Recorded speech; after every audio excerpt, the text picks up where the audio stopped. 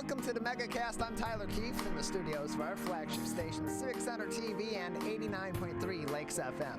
In addition today, as always, also joining us on Comcast, Channel 15 and AT&T Channel 99 on a number of community television stations in Oakland County is Birmingham Area Municipal Access, serving Birmingham, Bloomfield, and surrounding areas as well.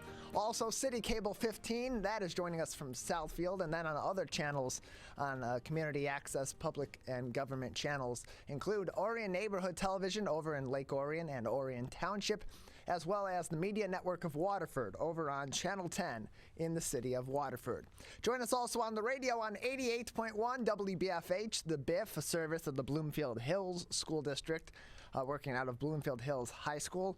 Out there on Long Lake and Andover roads, and then join us on online as well on My Michigan TV on mymitv.com. That is My Michigan TV's website, mymytv.com, where you can learn more about Michigan's free streaming network with content from all across the state of Michigan, all by creators right here in Michigan about the Great Lakes State. Find out where you can get MyTV also on your smartphone and on your smart TVs. Again, that is mymytv.com, mymytv.com. And you can also join us online on civiccentertv.com by clicking on our Watch Live link. That's at the top of the page on your computer web browser and in the left margin on the drop-down menu on your mobile phone web browser as well. And then you can find us on our Facebook pages, facebook.com/CivicCenterTV15 and facebook.com/LakesFM. And then you can learn more information about all of our partnering television, radio, and web outlets by going to our website at CivicCenterTV.com and clicking on the Megacast link, or going to CivicCenterTV.com/Megacast. There we have links to each and every one of our partnering television and radio stations. So if you want to learn more about 89.3 Lakes FM, you can click on our 89.3 Lakes FM link. Same thing with the Media Network of Waterford, My Michigan TV, Bama, and more. And also you can find all of our shows, full episodes, and interviews each individually on demand on our website. Again, CivicCenterTV.com/Megacast. Then, right next door to that, to the left at the top of your computer web browser screen, and just above it on the left margin of your mobile phone web browser screen, is our coronavirus page, CivicCenterTV.com/coronavirus, where we have helpful links to important and factual information from the Centers for Disease Control and Prevention, the Michigan Department of Health and Human Services, the Oakland County Health Division, and many of our local municipalities as it pertains to COVID-19. These are their direct COVID-19 pages. If you click on the CDC resources, that will take you to their website with specific information all about COVID-19, whether it be about your specific health, precautions you should be taking, things you should be watching out for, symptoms, when you should get tested if you've been exposed to COVID-19, and so on. Also more information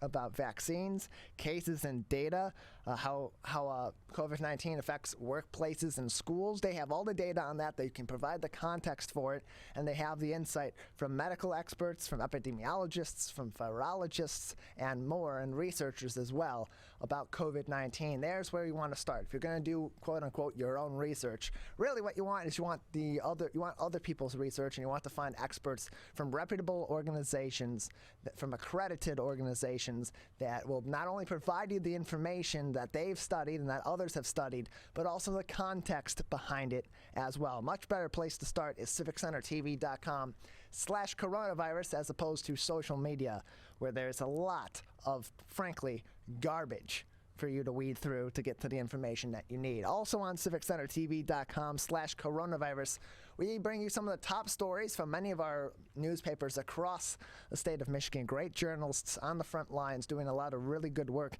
to tell the important stories of our local area, and we will pull some of them and summarize them on our websites and provide links so that you can read the entire articles and go to these many different great publications across the Great Lakes State and subscribe to them as well. Contribute to these publications that support journalism on the local and the state level, as well as the national level. Making our top headline today, over the weekend, First Lady Jill Biden visited a Saginaw Chippewa Center to discuss youth mental health. One man choked up as he spoke about his family taking 2 children into his home after their mother lost her struggle with substance abuse, as the nation's First Lady held a listening session in Michigan on Sunday on youth mental health.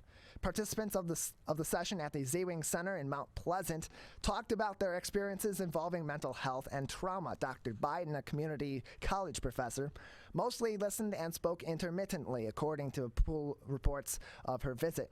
She mentioned that she has also seen the mental health effects of the pandemic firsthand. Quote, "I've seen that in my own classroom," Biden said. She continued on, "Many of them have lost relatives to COVID. I wanted to come see this program because I said to my staff, what are we going to help the teachers?" I guess that means, what are we going to do to help the teachers? Must be a typo in the article. "We want to do the right thing by our students and by our families," and closed quote. Biden also made stops in Detroit, where she was a guest of honor Sunday evening at an annual dinner for the oldest Jewish educational institution in the state. She joined U.S. Surgeon General Dr. Vivek Murthy in Freeland to visit the Z-Wing Center, a cultural center and tribal museum that honors the ancestors of the Ojibwe. They joined members of the Saginaw Chippewa Native American tribe at 1:30 p.m. for the 40-minute listening session on youth and mental health.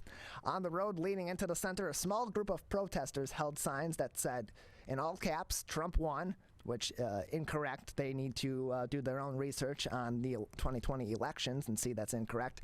And FJB, which is an expletive-ridden acronym involving the President of the United States. So let you just go ahead and fill that in for yourself. Doctors Biden and Murphy were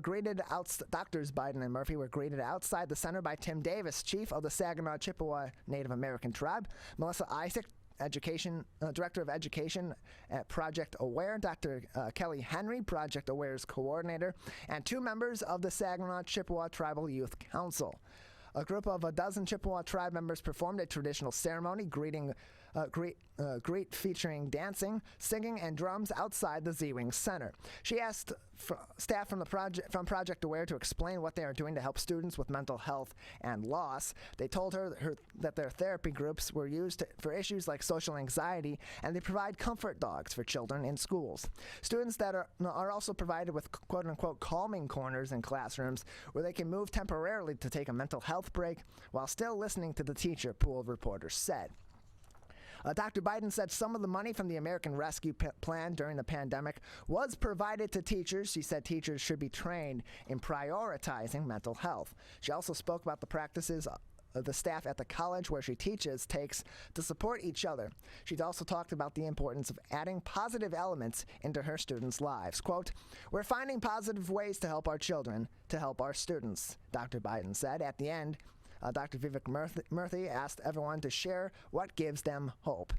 Tribal members gave their First Lady a blanket, necklace, and a necklace which she put on. She said, quote, "It matches my outfit," and a strawberry-shaped basket and a ribbon skirt. Biden then headed to Detroit Metro Airport for the Yeshiva Beth Yehuda's annual dinner held at the Renaissance Center in Detroit. She also spoke out alongside the Outstanding Leadership honoree, Mary Barra, CEO and chair of General Motors Company. The event was closed to the press. Biden was in Michigan last month when she spoke with Oakland Community College during a trip with U.S. Secretary of Education Miguel Cardona and advocated for 2 years of free community college. The community college proposal has been part of the Build Back Better plan of her husband, President Joe Biden, though lawmakers this week suggested it's likely to be cut as the package is pared in size and cost. That full article from the Detroit News on our website at civiccentertv.com/coronavirus. Also making headlines, this from the Oakland Press. COVID-19 school outbreak numbers are creating questions in Oakland and Macomb counties. The disparity between COVID-19 outbreaks and cases in Oakland and Macomb counties jumped off the page when the Michigan Department of Health and Human Services posted its latest weekly update. According to the state dashboard, 56% of new cases, or 484, in Michigan schools were in Macomb County, while 0 occurred in neighboring Oakland County. The numbers seemed odd to both counties. A Macomb official insinuated that all counties did not follow the same state rules. But for Oakland County, the MDHHS said otherwise. Quote, "When we saw 0 clusters for one reporting week in Oakland County schools in the news, we called MDHHS on Tuesday to see whether that was accurate," and closed quote, said Bill Mullen, Media and Communications Officer for Oakland County Executive David Coulter. Mullen continued, quote, "They confirmed the report was accurate and also that Oakland County school data we were sending them conforms to their requirements," and closed quote. Mullen also noted that just because there are no clusters doesn't mean there were no cases in schools. Many schools are reporting individual cases on their websites. Macomb County Health Department Director and Health Officer Andrew Cox blamed the difference on the state's new definition of reporting on school clusters. He said 5 of the reported events were defined as outbreaks, often where the virus is shared in the classroom or among a sports team. But 20 of the events reported were defined as clusters. Reporting of the cluster events was not previously required by the state. Quote, "So it appears, but cannot be proven, that other counties across the state did not report their cluster events, perhaps because the requirements were so new and local school districts did not gather the data," Cox said. He continued on, "The numbers looked oddly one-sided. It did not appear that was happening statewide," and closed quote. When recording the data, it's a 2-step process, according to Chelsea Wolf, the MDHHS Associate Public Information Officer. The first is that local health departments monitor the Michigan Disease Surveillance System for confirmed or probable COVID cases in children who may be in K-12 schools. Local health departments report that to the schools, and the schools are then making that information visible to be consistent with a standing epidemic order. Secondly, local health departments also use the data within the MDSS to determine if there are K-12 cases and clusters, and they report those directly to the MDHHS. Quote, "We do not receive any reports from schools," Wolf said. Oakland County still has a high transmission rate of COVID-19 from October 4th through 17th. There were more than 5,000 new confirmed and probable cases in the county. Of those, 1,058 were of ages 5 through 18. Oakland and Macomb counties have other differences when it comes to COVID-19 as well. The vaccination rates are 74.26% for Oakland and 63.35% for Macomb for those 12 years of age and older who have received at least the first dose. That is according to the Michigan Department of Health and Human Services. In Oakland County, the Oakland County Health Division issued a mask mandate for all students before the start of the school year. Macomb does not have a county-wide school mask mandate. Quote, "It is important to note that the MDHHS considers comparing county to county does not give an accurate picture," Mullen said. "Depending on the jurisdiction, there are numerous barriers to identifying epidemiological or exposure linkages between cases, including limited resources to perform in-depth case investigations on the local level, the depth in which schools participate in the case investigation process, and also whether the public engages with investigators in the case investigation process. These limitations may also vary over time and by geography, making comparisons across jurisdictions difficult," and closed quote. The next weekly update for school outbreaks will be posted at 3 p.m. today on the Michigan Department of Health and Human Services website, which you can access by going to our website, civiccentertv.com/coronavirus, and clicking on the State of Michigan link. Lastly, some concerns over in Walled Lake schools. This from the Detroit News. An arrest was made on Sunday in connection to a Walled Lake school threat on social media that appeared to be made from a false account out of Missouri, the Oakland County Sheriff's Office said. Deputies responded at 4 p.m. on Sunday to the Walled Lake Central High School on reports of a school threat. There, deputies met with a parent of a student who had called authorities.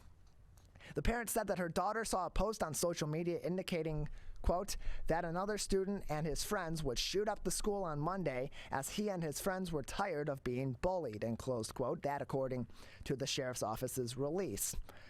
From whom that post was thought to be originated, the Sheriff's Office said it's not entirely sure. The student denied posting it, and detectives said it appears that someone may have created a false account on Snapchat. It was determined that the threat occurred in St. Joseph, Missouri, and the person allegedly responsible was arrested, according to the Michigan State Police. Okay to say. who relayed that information to the Walled Lake Schools Administration.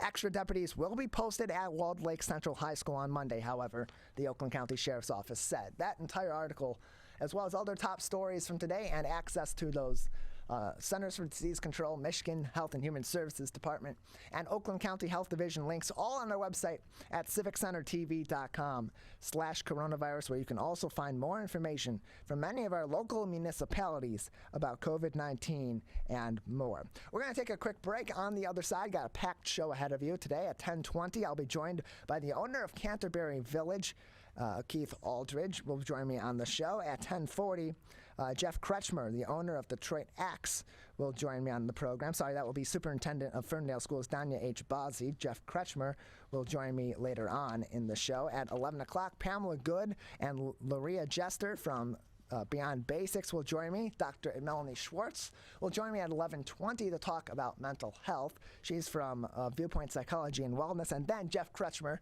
from Detroit Axe will join me at the end of the show at 11:40. That is all coming up next. You're watching and listening to the Megacast. Motorcyclists are hard to see. To keep everyone safer, it's important to always look for them and know where most crashes occur. 84% of motorcycle and vehicle crashes happen on streets, not highways. And most crashes with motorcyclists occur when vehicle drivers are turning left. So before turning, especially to the left, make sure you look for motorcyclists. Then look again. It could save a life. To Sofia and Gabriel. Even though these old knees can't follow on your adventure to the forest today, these flowers represent my love. These stitches and threads join us together. And wherever you see a flower, a bird, a beautiful tree, know that my love is with you. Make the forest part of your story at a park near you. Find one at discovertheforest.org. Can I ask you a question? Why did you get your kids vaccinated? It was hard for them to social distance, to be isolated from their friends. I want them to get back to school and sports games. So as a pediatrician, I recommend the vaccine to everyone I know. The boys lost a former teammate and classmate who was only 20 years old. It's been a devastating year. We want to get back to normalcy. Our daughter is really looking forward to being with her friends, being a kid. It's the Great Lakes water. And so what people do ends up in our waterways. Flushable wipes are just evil. They should be thrown away. They're impossible to destroy, and they can cause significant problems. One of the main things when you're cooking is to not dump fats, oils, and greases down your drains. They stick to the sides of pipes. They stick to everything they come in contact with. Don't put it down the sink. There's one water, and it's ours to protect.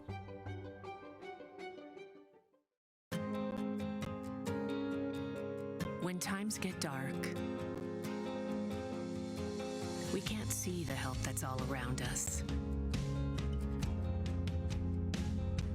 When you don't know where to turn, let 211 be your guiding light.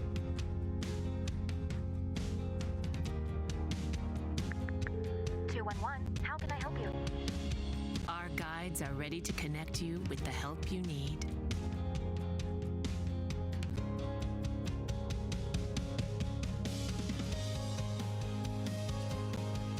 For help with food, healthcare, mental health, and other resources, call 211 or visit 211.org. 211. Get connected, get help.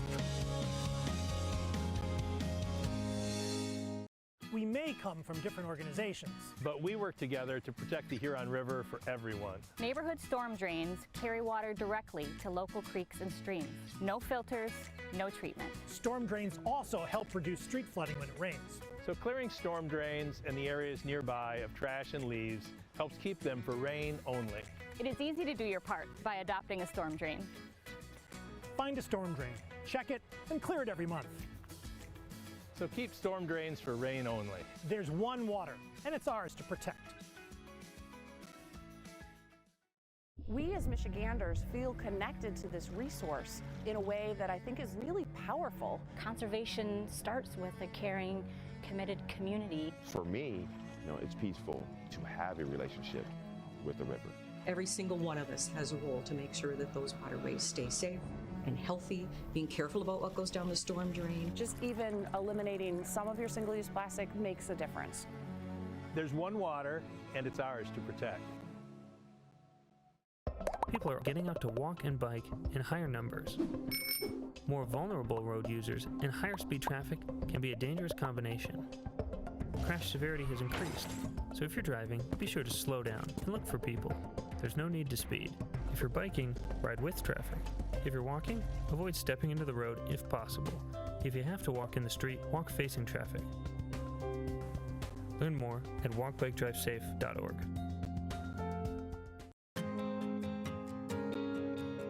When times get dark, we can't see the help that's all around us. When you don't know where to turn, let 211 be your guiding light.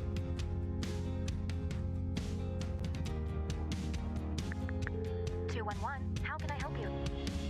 Our guides are ready to connect you with the help you need.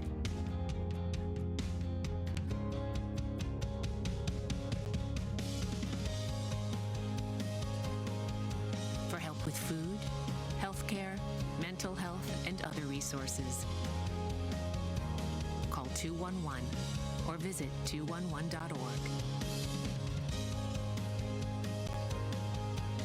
211. Get connected, get help.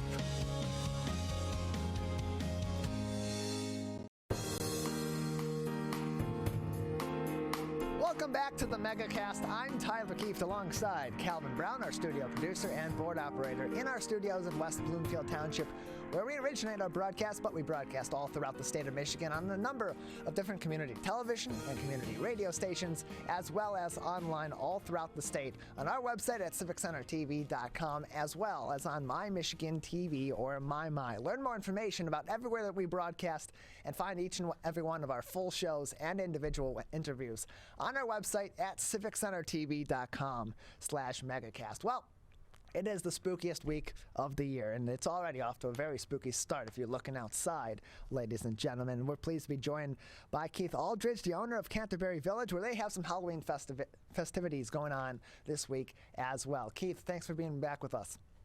Oh, no problem. Thanks for having me again. So you got a couple of things coming up there. You got the Halloween stroll, and then you have Fright Village. Let's start with Fright Village. This is 4 different haunted attractions, all in one. It's an entire different.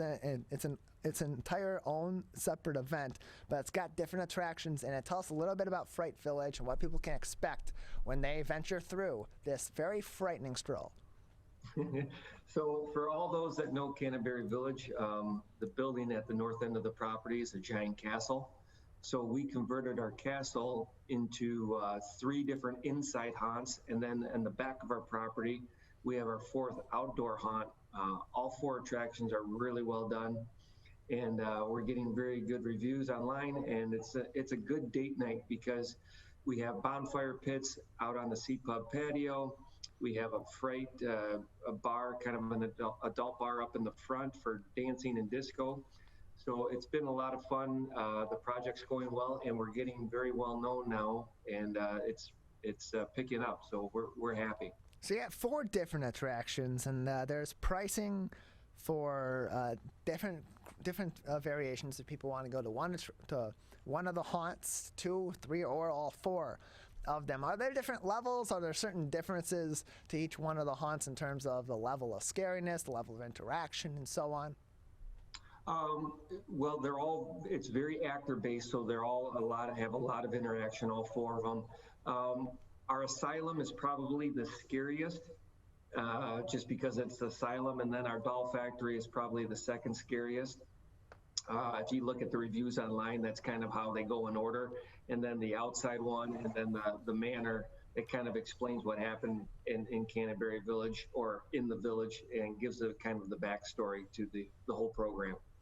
So what kind of preparation goes into Fright Village? Because there's 4 different haunts, It is as you said, heavily actor involved. How long has this been in preparation and these actors been in rehearsal for this particular attraction?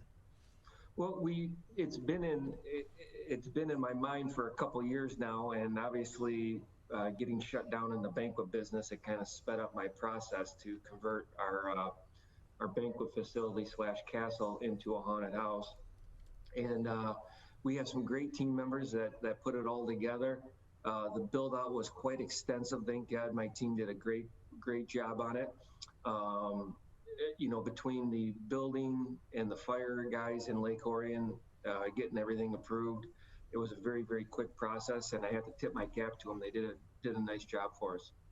We're joined by Keith Aldridge. He is the owner of Canter Bury Village, located out there in Orion Township, with us on the Megacast, talking about Fright Village and the Halloween Stroll, two different attractions out there at Canter Bury Village running this Halloween season and this week of Halloween. So now we talked about the Fright Village. Tell us a little bit about the Halloween Stroll. Any similarities to Fright Village, or is this a different attraction that may attract different people? Completely different. So obviously at Canter Bury Village, we've gotten very well known for our family events. So Canterbury's kind of home of the dog leashes and the strollers. That's kind of our motto. So our Halloween stroll, presented by Metro Detroit Chevy dealers, is a great family event. Obviously very actor driven, beautiful lights and beautiful displays. And we started it really in 2019 on a small scale. 2020, we really stepped it up, and this year we even added more attractions. So it's really up there with, the Henry Ford and the Detroit Zoo. We're in that level of Halloween activity. So the team has done, as I said, a wonderful job. We're joined by Keith Aldridge, owner of Canter Bury Village in Orion Township, joining us on the Megacast. In terms of both of these different events, for the Fright Village, what are the hours for this event? Is it going on throughout the week, or are there certain days that people can go and experience this?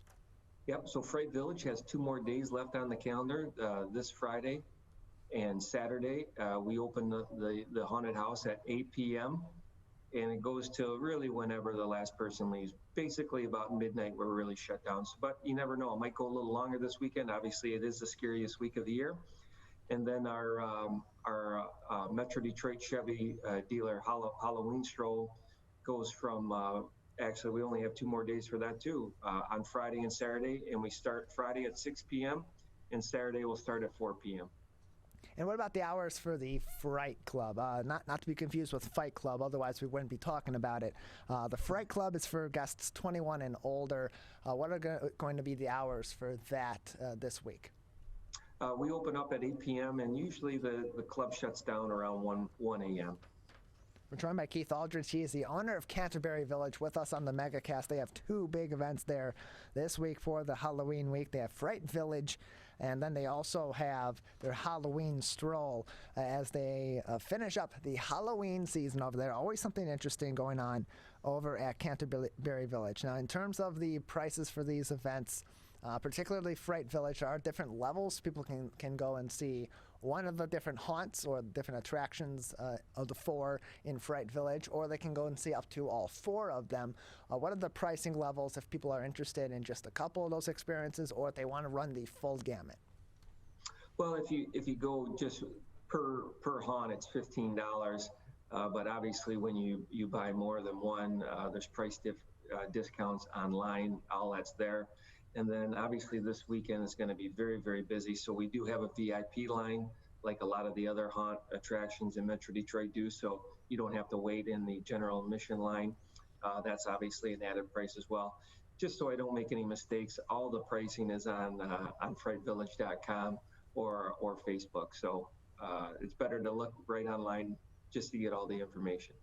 We're joined by Keith Aldridge, owner of Canter Bury Village, located out there in Orion Township. They have 2 big events this week. Fright Village, with 4 different haunted attractions within itself, and then their Halloween stroll as well. And what's great about the Halloween stroll is that they're also This event also is going to be helping some charitable initiatives in our community as well. So when people experience this fun Halloween event, it's also going toward some good causes as well. Care to tell us a little bit about what some of those charitable initiatives are that are being supported in part by this event?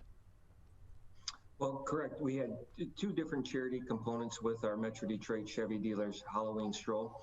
One, we opened a new food bank pantry on our campus along with Woodside Bible Church.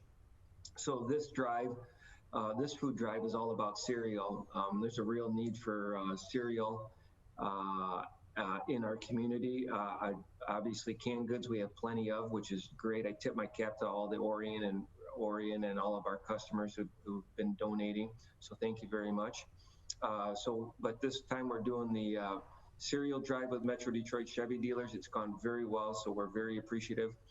And then with all of our strolls that we do at Canter Bury Village, we team up with a charity partner. And this one was J Towers for Halloween. And we raised a little over $10,000 for Jay's Juniors, and those are, terminally ill kids that he takes down to Disneyland for a great trip. Jay does some great work in the Metro Detroit community, and we're just happy to be a partner of his, helping raise awareness and funds for his great organization.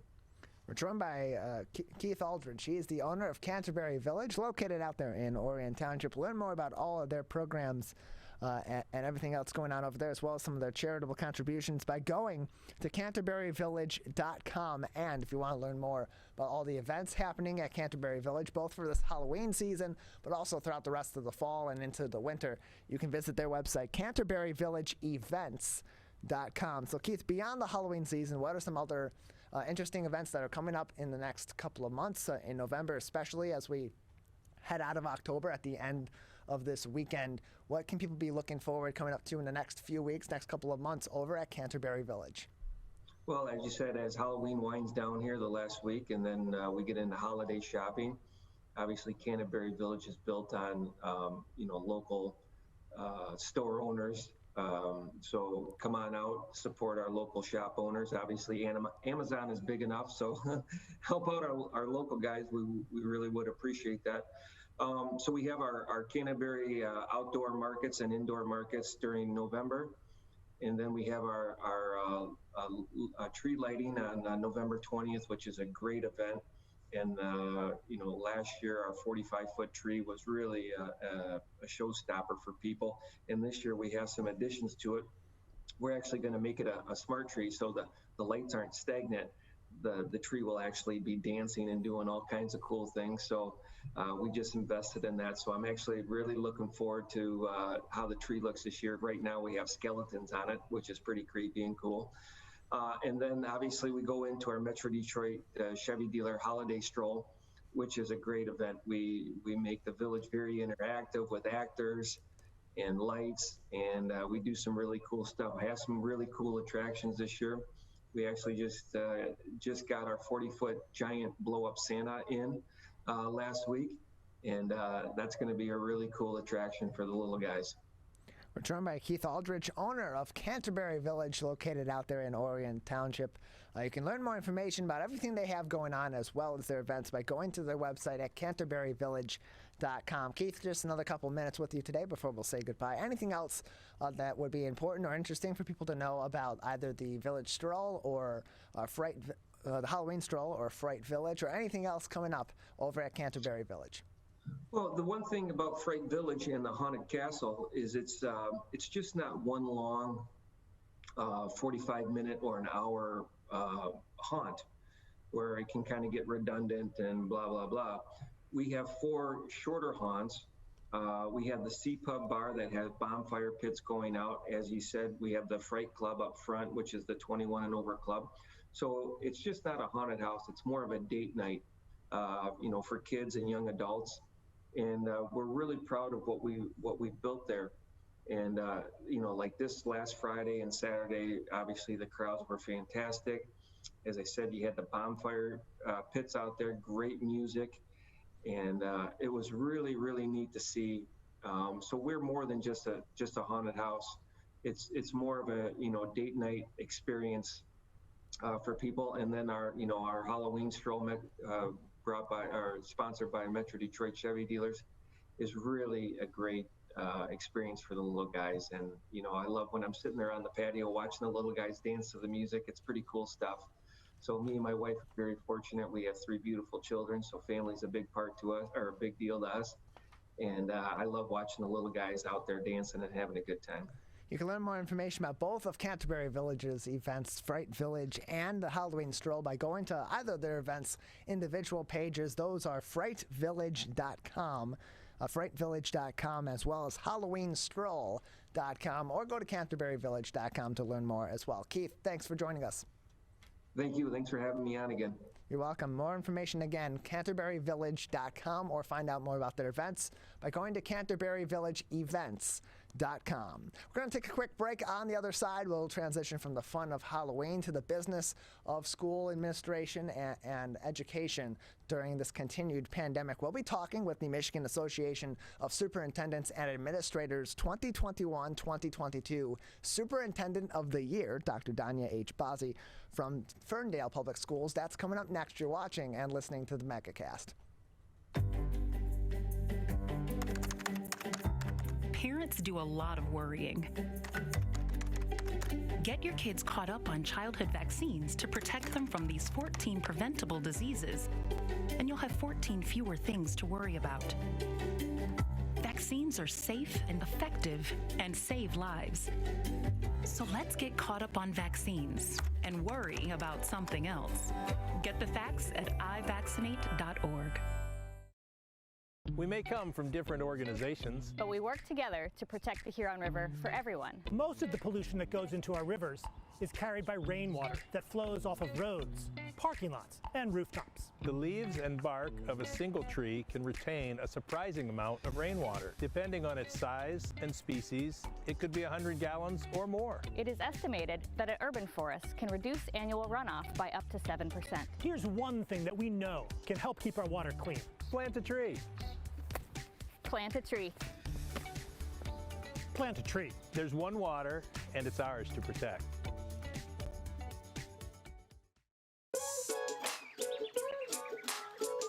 One of the things you can look for in your friends is a change in behavior. These can be big changes, they can be small changes in mood, physical appearance. They may be sleeping less or sleeping more, drinking more, or their eating patterns may be different. One big change that can be pretty obvious is change in motivation. Do they no longer want to play basketball? Do they no longer want to play video games? Now that we're spending more time online and in virtual settings, it's really important to pay attention to the language that your friend is using and the words they're using to communicate. So when we text our friends, are they taking longer amounts of time to respond? Are they not responding at all? You don't have to be an expert to try to recognize these signs. The second that you feel it in your gut and that you're concerned, that's the second to have the conversation and open the door to what might be going on. Whatever gets you talking.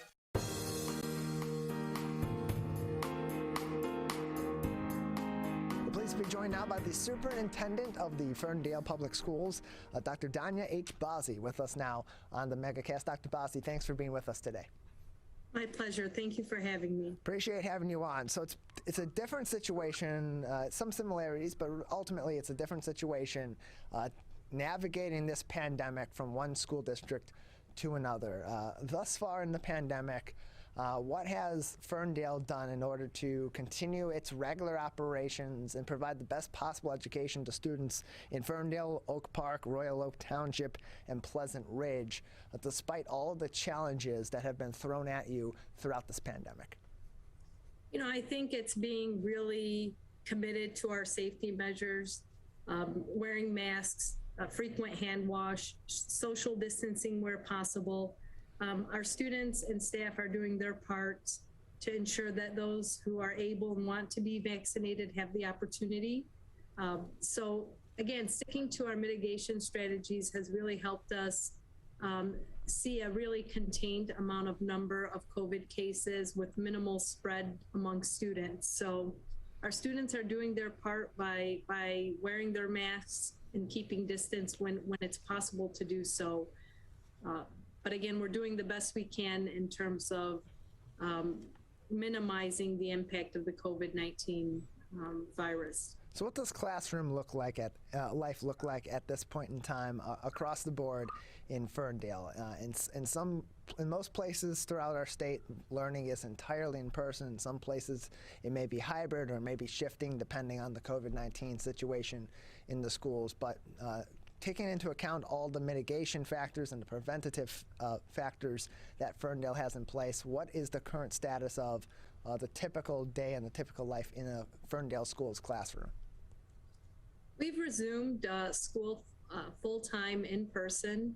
So students have a schedule that they were used to prior to March of 2020 when COVID shut down our schools at the onset of the virus. So our students are back in school full-time. We do obviously have different strategies at lunch and within the classroom to promote social distancing. But our athletics are back up and running. Our extracurricular activities are up and running.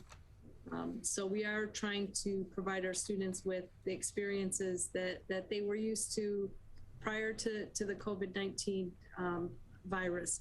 We know that students learn best when they're in person and are able to safely partake in those after-school activities outside of the classroom. So safety is our number one concern, but we also know how important those experiences are for our students' social and emotional well-being.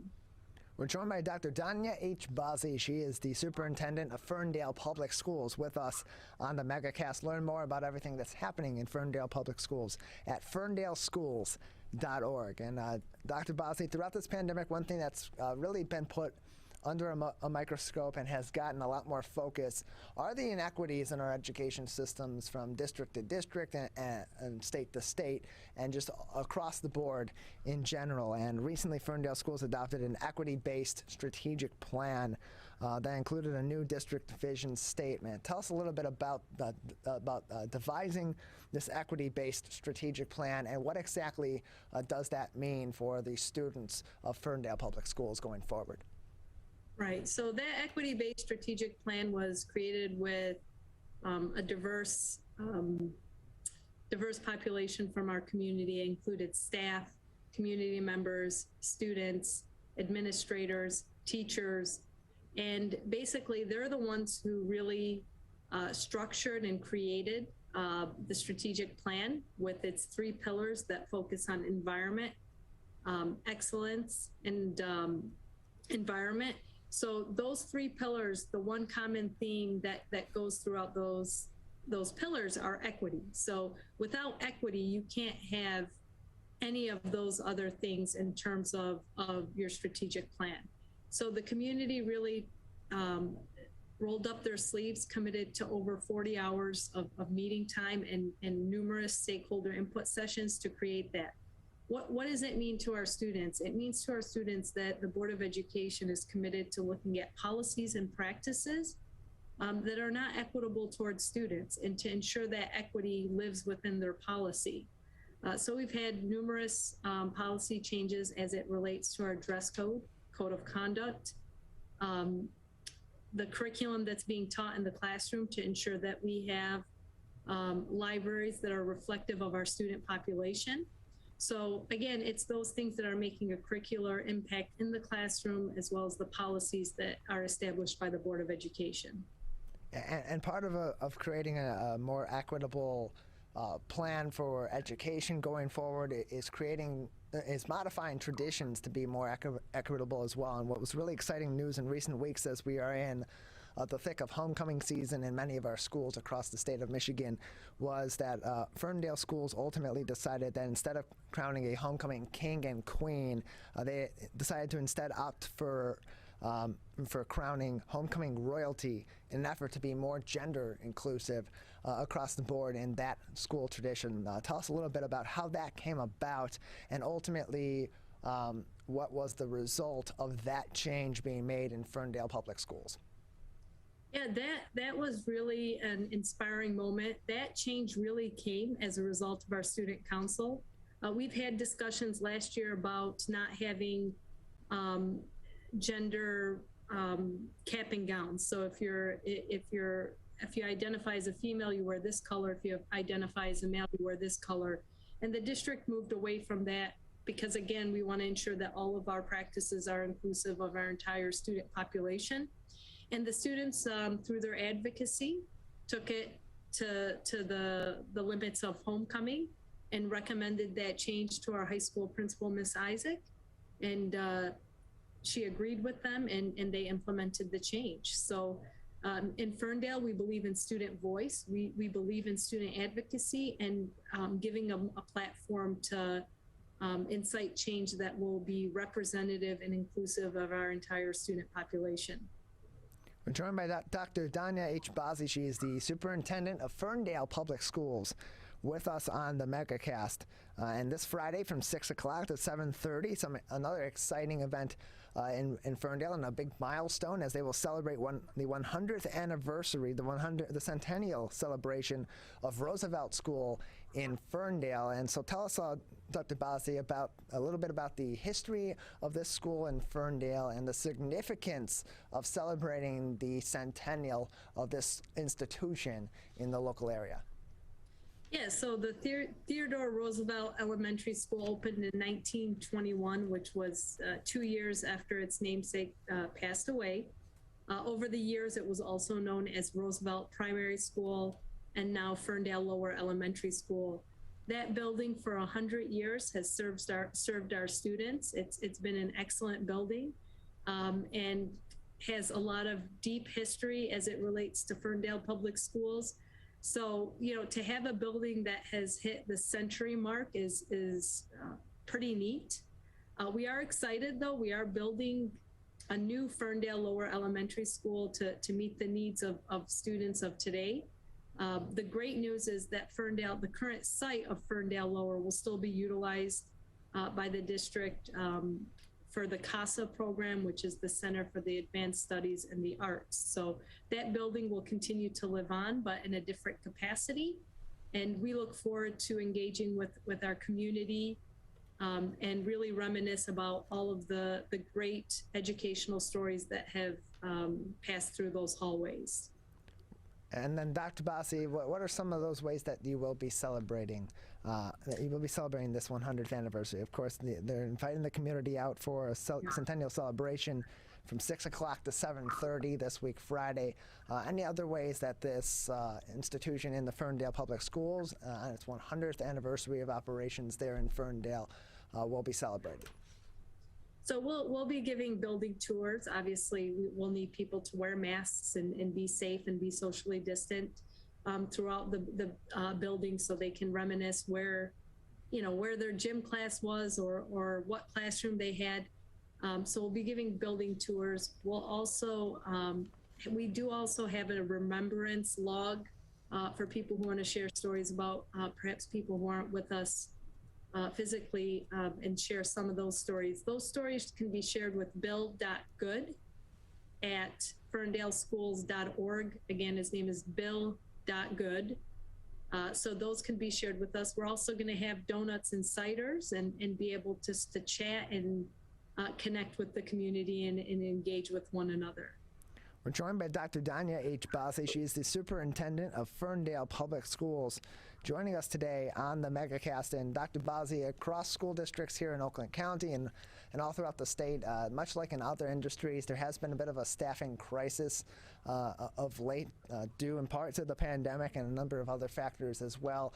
In terms of Ferndale Public Schools, what is the status of your staffing overall, and what needs may there still be right now in terms of filling remaining staffing positions? Well, we are lucky. We have an incredible staff who has really banded together and worked hard with one another to ensure that our students' needs are met within the place. Of course, we still have certain vacancies within the district as a result of the impacts of the COVID-19 virus. Positions like support staff as paraeducators and preschool aides have probably been our biggest area of need. The good news is that we're getting close to being staffed at a level that we have in the past. So we're definitely excited about that. We also have a job fair with conditional on-site hiring that's taking place on October 20th from 3:30 to 8 p.m. at Ferndale High School, right when you walk in the main entry. It's 881 Pinecrest Drive, Ferndale, Michigan. So again, at that point, we'll be trying to fill in any remaining positions that we do have. But we are very lucky and blessed that we've been able to make sure that we have coverage and that the needs of our students are being met. We're joined by Dr. Danya H. Bossi. She is the superintendent of Ferndale Public Schools with us on the Megacast. Dr. Bossi, just a few more minutes with you today before we'll say goodbye. At this moment in time, is there anything else that parents, students, faculty of Ferndale schools should know about the current status of the school district and the way it's being operated in terms of the COVID-19 pandemic, or anything interesting that's coming up for either discussion or is in planning in the Ferndale Public School District? Yeah, I think it's been a good start to the school year. Obviously, we've had some challenges that we've been able to overcome as a school family. I'm always in awe of the compassion and empathy that our district exhibits towards staff and students, and really willing to do whatever it takes to help out. We've had families and parents in the buildings volunteering if we've been short-staffed on certain areas. So kind of the roll up their sleeves mentality has been a blessing. We are finishing up some construction at Ferndale Upper Elementary and at the Ferndale Early Childhood Center, as well as our transportation center. Those updates are going to be wonderful for our students and our community to enjoy those buildings. And then in the future, we're really looking forward in the spring for the start of our brand new state-of-the-art elementary school, lower elementary school, that hopefully will be completed in 2023. So a lot of great capital improvements coming our way. The district is moving along and making it through a very difficult year. Well, Dr. Bossi, we appreciate you coming on and telling us all about how Ferndale schools have been operating during the pandemic, some important changes that have been made in the Ferndale Public School District, and also giving us a preview of what's to come. We appreciate your time. All right, thank you. It was my pleasure. Appreciate it. Today, it is easier than ever to join Michigan's Organ Donor Registry and help build a bridge of hope for organ, tissue, and eye donation. Just one person can potentially save or help improve the lives of up to 75 people.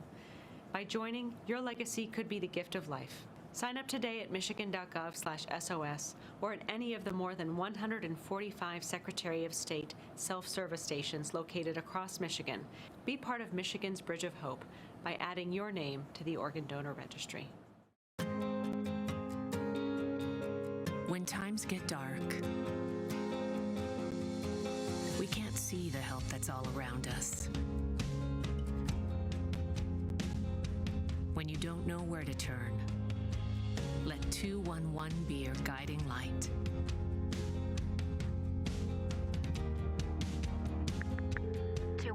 How can I help you? Our guides are ready to connect you with the help you need.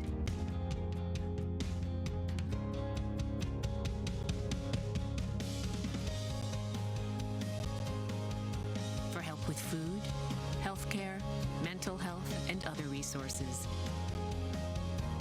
call 211 or visit 211.org. 211. Get connected, get help.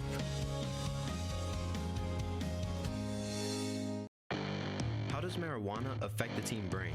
Our brains are still developing into our 20s. With regular use, marijuana can affect teen brain development.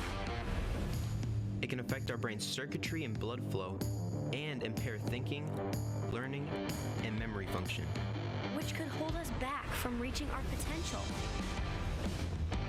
Don't let marijuana mess with your brain.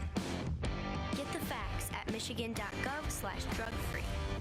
Whether you're the city, the county, or the Huron River Watershed Council. We work together to protect water resources for everyone. Most of the pollution entering our rivers is carried by rainwater that runs off roads, parking lots, and rooftops. A rain garden helps catch stormwater runoff.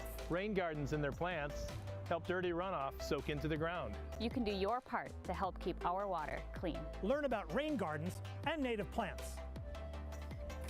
So consider a rain garden in your home landscaping. Catch the runoff with a rain garden. There's one water, and it's ours to protect. I couldn't breathe at all. There was lots of talk about putting me on a ventilator. I thought I was gonna die. I was 39 weeks pregnant and had a scheduled C-section. During that time, I got COVID and was hospitalized for a month. I had a blood clot in my lungs. It caused me to go into right-sided heart failure. I was really scared. I kept texting my husband and my mom, telling them how scared I was, and I was worried that he was gonna grow up without a mom. And then I was worried if, when I did get home, that he wouldn't know who I was. You know, being 27 and a mom and a wife and having that all almost taken away from me. It's scary, and if a vaccine can prevent that from happening, why not? Get your vaccine. I don't want this to happen to anybody else.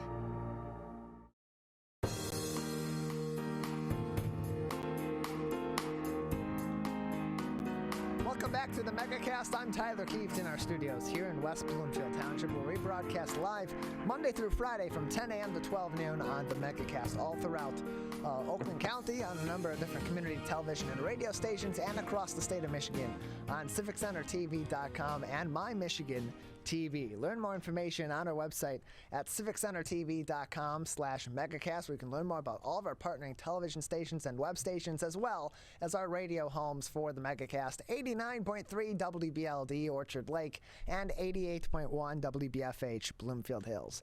Joining us now from Beyond Basics is their president, Pamela Good, and their literacy director, Lareea Jester, with us on the program. Thanks for being with us today. Good morning. Good morning. It's our pleasure to be here. Yeah, appreciate having both of you on. So some exciting news for Beyond Basics, your organization doing great work all throughout the local area to help mitigate the literacy issue, particularly in the city of Detroit. And recently, your organization received a very generous gift from the AA Van Elslander Foundation for the Detroit Public School Community District, Denby High School. Can you tell us a little bit about this donation, why it was made to Beyond Basics, and the ways that's going to help break the literacy gap down a little bit further in the city of Detroit? Yes, we're very thankful that the AA Van Elslander Foundation stepped up to fund all the students at Denby High School to learn to read better. However far they're behind, we're going to be able to spend some time in one-on-one tutoring and help them learn to read better. And the reason Denby High School is because Mr. Art Van Elslander, attended in Denby High School and graduated in 1948. And so we're very thankful that they've heeded our call to help and have done so in such an abundant and generous way. Yeah, so this program was then, this donation was announced, and the Beyond Basics Legacy Program was then revealed just last week on October 20th. What will be the Beyond Basics Legacy Program there at Denby High School? How will that ultimately be utilized to help improve the literacy of students at this school? Mm-hmm. So I'll talk about the legacy program, and then I'll maybe Lareea can comment on the program and what the funding will be used for. So it is to fund the tutoring, but the legacy program is really to incorporate a piece, a couple courses about Art Van Elslander's life and the fact where he started is similar areas to where the kids go today, and that what he did with his life, how he developed a big business. And, you know, Mr. Van was one of those great contributors to the community. He did it in so many ways. And so we believe that he's got a very inspiring story that we would like to impart to the students. And they'll receive a certificate. They'll do some writing on their own on what they've learned about from his life that they can carry forward. And one of the statements that Art Van used to say all the time was, it's not the hand that you're dealt, but it's how you play it. And so they'll receive a medallion scholar with that inscription on the back. And so that's just kind of an add-on to the tutoring that takes place. And you may have another question or response there, but Lareea can go into detail about our model and what that money actually goes to fund. Yes. The funding will go specifically to Denby High School in our tutoring program. We use Orton Gillingham-based curriculum that allows us to work with students on their literacy deficiencies.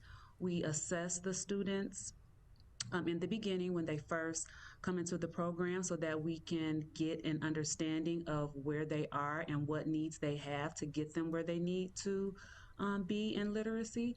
And so we use those assessment scores to build an individualized reading plan for each student, and the tutors work with those students based on the individualized reading plan. So it's customized, so each student is getting exactly what they need, and the students come with various levels of need, and so we have the curriculum to assist them no matter what level they're coming in on. So if they are further behind, we have curriculum to get them those foundational skills. And if they are already literate readers, we have programming, our Scholars Plus, that takes them to the next level. So we have curriculum that continues to build their vocabulary, allow them to continue building those writing skills and those higher level reading passages. So no matter what level a student comes in on, the programming and the curriculum that we use at Beyond Basics assist them with taking it to the next level.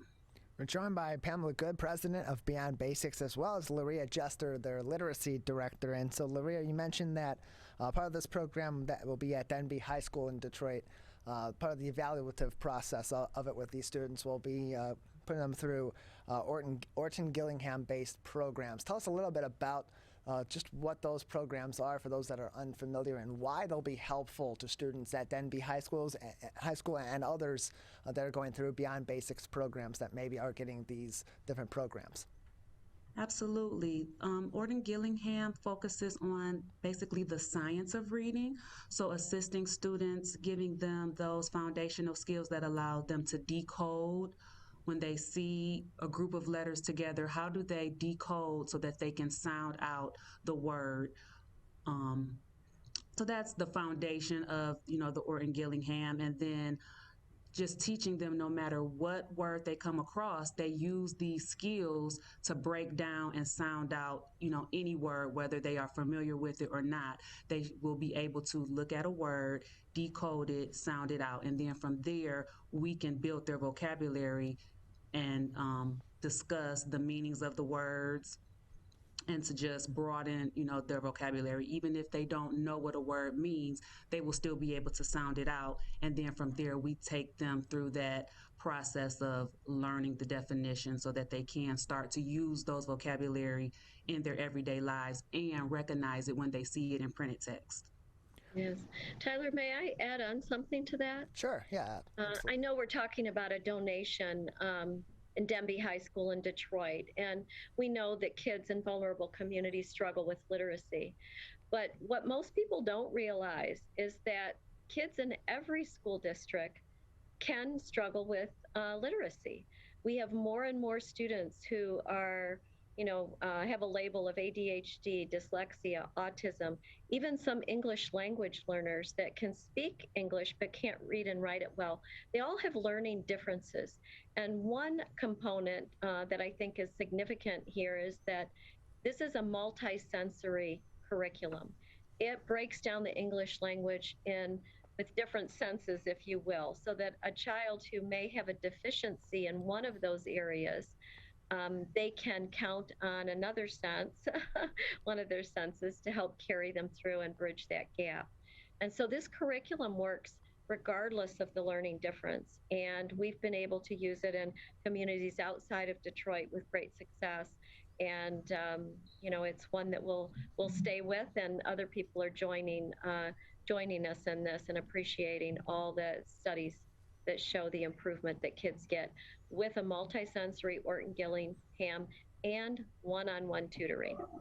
So in other school communities in Detroit or in other communities as well that Beyond Basics serves, is there a chance that other legacy programs such as the Art Van Elslander Foundation's program that's going to be in place at Denby High School, is that possible that could be something similar put into place at other schools in our local area or other schools in areas that you serve? And if not immediately, how beneficial would those specific programs being there in those specific schools be, especially in communities where there are significant gaps in literacy from proficient levels? We really do still need the private sector to help until the public sector steps in and does what we all feel like should be done anyway. And our history for 20 years, the community's been very generous. I know that, the board at the Art Van Elslander Foundation has asked that others follow their lead. And I know General Motors has stepped out. They realize there's an epidemic of illiteracy in our community and our nation, and they're asking others to join. The magnitude's so great that we really do need a private-public partnership. And so, yes, we would be open to welcoming other, legacy funders to come in and help get kids reading. We're joined by Pamela Good and Lareea Jester. They are the president and the literacy director, respectively, at Beyond Basics, joining us on the Megacast. And we've heard so much over the last few months as we've seen the American Rescue Plan and other stimulus packages be discussed, the Build Back Better plan currently being discussed, as well as other infrastructure bills, and of course the state budget here in Michigan.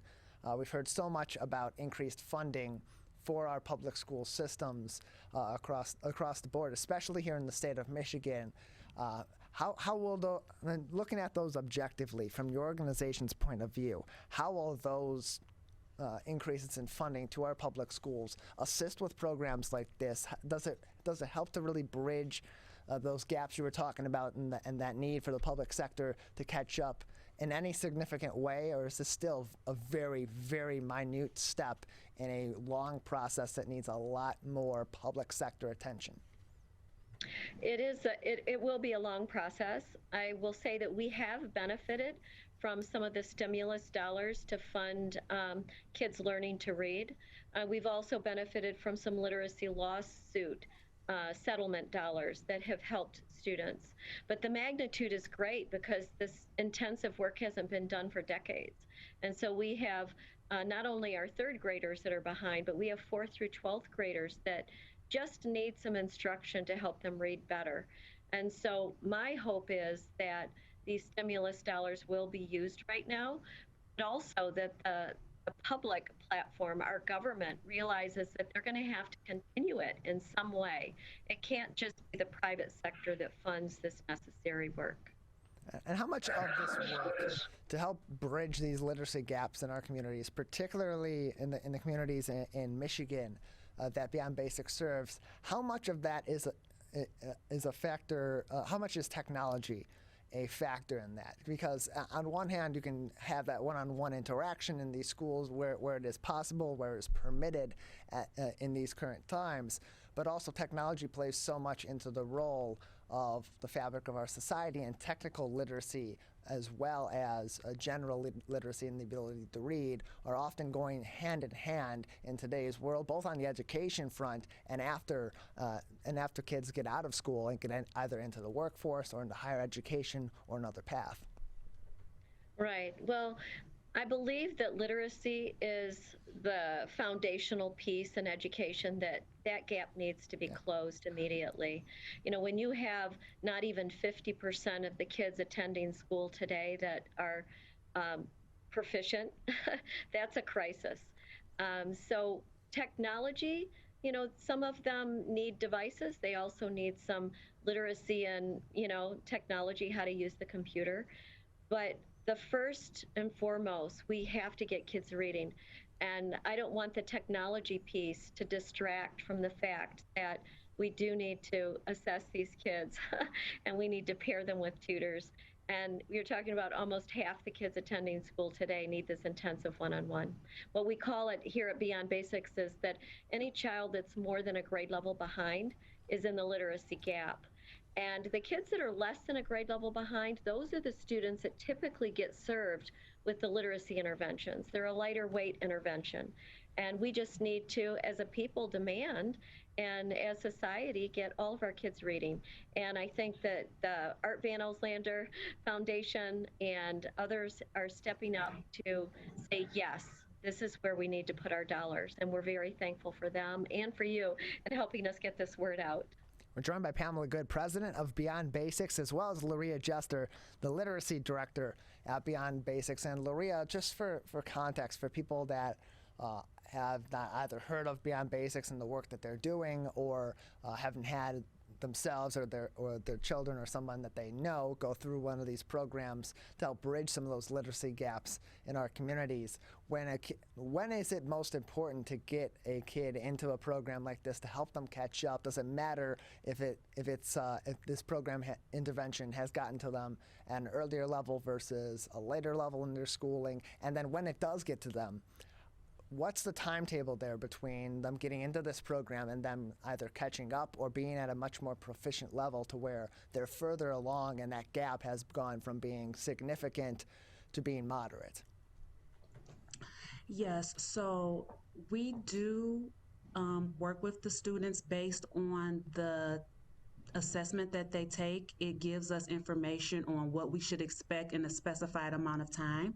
So we work with the students according to that timeline, and in that timeline we expect to see grade level movement based on where the student begins versus when they complete the specified number of sessions that their original prescription called for. Once we test them out of the program and the student has been consistently attending and working with their tutor regularly, we expect to see grade level movement within that time. And as far as when a student should receive the services, and Pamela can speak to this also, but when you notice, or when we know that the student has these gaps, putting them into the program at that point is critical, but it doesn't matter when we put them in there. So we have students, we've worked with elementary students, we work with high school students. In both instances, once they get into the program, we see significant growth in the student once they start participating. So a third grader participating versus a 12th grader participating, we still are able to see significant growth once the student starts participating in the program. We're joined by Pamela Good, president of Beyond Basics, as well as Lareea Jester, their literacy director, joining us on the Megacast. And just a few more minutes with the two of you before we'll say goodbye. So Pamela, I want to give you an opportunity. Are there any ongoing efforts right now through Beyond Basics that the community can participate in to help your organization and your efforts not only to provide a greater literacy education to children in areas of our communities where there is a significant gap, but also to help provide for children in our community in other ways as well? Right, absolutely. I think the two main ways right now, tutors.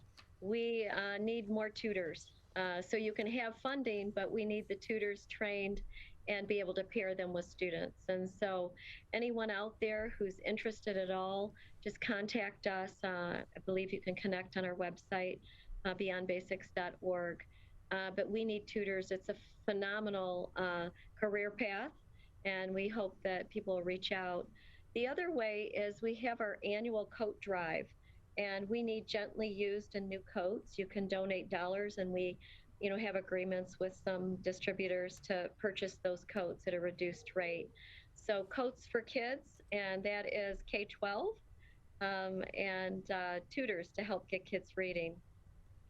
You can learn more about all these ongoing events and opportunities to sponsor a child or donate to Beyond Basics by going to their website, and that is, again, as Pamela said, beyondbasics.org, and just scroll down their homepage where you can find more information on their annual coat drive for Detroit families that's running now through November 20th. Pamela, Lareea, thank you for being with us today. Thank you so much, Tyler.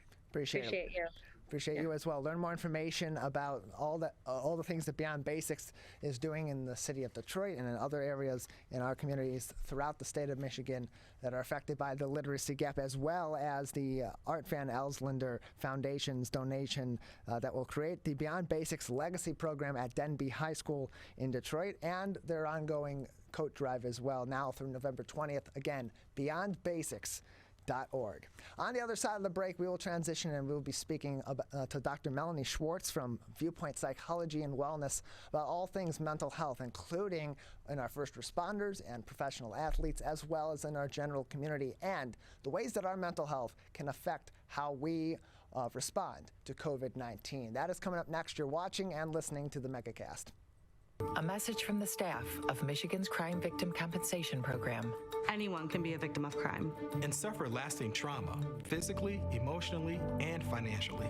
But you are not alone. If you're struggling financially due to a crime, we're here for you. Find out if you qualify for crime victim compensation. Call 877-251-7373 or visit michigan.gov/crime-victim. A message from the Michigan Department of Health and Human Services, Division of Victim Services. You see certain things get reincarnated in your children. My daughter is very much inspired by my wife's artistic pursuits. So my daughter started making necklaces. She makes what we call affirmation fashion. I tell her every day that your black is beautiful. Your black is beautiful. Your black is beautiful. And if there's anything better than being beautiful, it's being smart. And if there's anything better than being smart, it's being kind. And reaffirming that every day is our method of making sure her chin never drops. My dad wasn't around, and I remember riding a bike and falling off and cutting myself, and me never just wanting to get back on it. People ask, how your children learn how to ride a bike, and you didn't. I didn't teach them. I just created an environment where they taught themselves, and all I had to do was be there.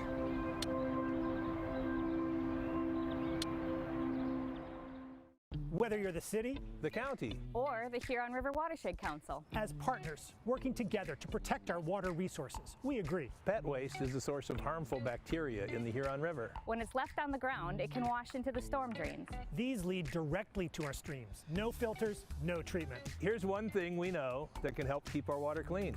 Pick up pet waste and trash it. Pick up pet waste and trash it. So pick up pet waste and trash it. There's one water, and it's ours to protect. Who is struggling right now? I am. My son is. Many are struggling with anxiety, depression, and substance use. Before it becomes a crisis, reach out to MyCal, the Michigan Crisis and Access Line for free confidential support 24/7. Available in the Upper Peninsula and Oakland County. Just call or text 1-844-44-MyCal or chat online at michigan.gov/MyCal. A message from the Michigan Department of Health and Human Services. I couldn't breathe at all. There was lots of talk about putting me on a ventilator. I thought I was gonna die. I was 39 weeks pregnant and had a scheduled C-section. During that time, I got COVID and was hospitalized for a month. I had a blood clot in my lungs. It caused me to go into right-sided heart failure. I was really scared. I kept texting my husband and my mom, telling them how scared I was, and I was worried that he was gonna grow up without a mom. And then I was worried if, when I did get home, that he wouldn't know who I was. You know, being 27 and a mom and a wife and having that all almost taken away from me. scary. And if a vaccine can prevent that from happening, why not? Get your vaccine. I don't want this to happen to anybody else.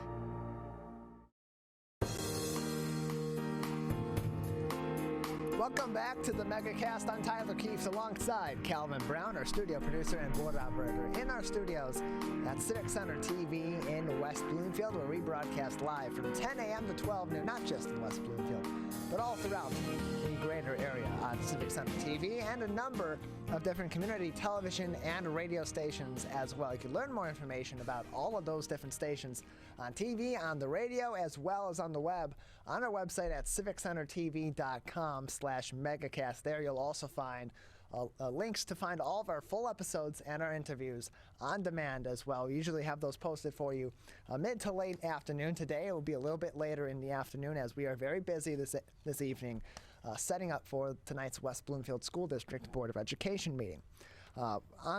Onward we go, however, as we continue through the COVID-19 pandemic. There continues to be further impacts of COVID-19 on other medical issues and vice versa, and that includes our mental health. Joining us now is Dr. Melanie Schwartz. She is a clinical psychologist and the owner of Viewpoint Psychology and Wellness. Dr. Schwartz, thanks for being with us again. Thank you. Appreciate having you on. So there's been some recent developments. The CDC recently added mental health disorders to the list of underlying medical conditions that could have an impact on people's bout with COVID-19 should they become infected. What went in, to your knowledge, what went into that, or at least better yet, to your knowledge and your expertise, how can mental health disorders, mental health issues play a role in how someone may be afflicted with COVID-19? Well, mental health and physical health are intertwined completely. So if you're not mentally healthy, and that looks different for different people, it's going to impact your physical health. Number one, probably because if your mental health is not where it needs to be, you're not taking care of yourself.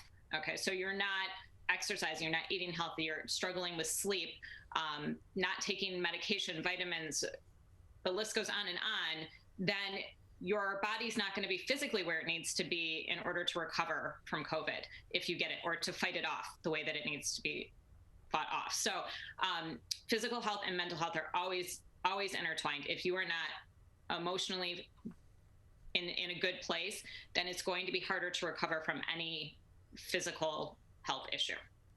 We're joined by Dr. Melanie Schwartz, licensed clinical psychologist and the owner of Viewpoint Psychology and Wellness, joining us on the Megacast. And Dr. Schwartz, recently Viewpoint Psychology and Wellness entered a partnership locally with some of our first responders at the West Bloomfield Police Department, where it's been found that first responders, because of the high stress nature of their job in general, but especially given the increased stress during the pandemic, that their mental health has been significantly impacted, even really beyond that of the general public as well. And so in the West Bloomfield Police Department, they recently created what's called a peer-to-peer support group with the help of Viewpoint Psychology and Wellness. What is a peer-to-peer support group, and how can it help an organization like our police department or other first responders in dealing with some of the mental health strains of a crisis like this?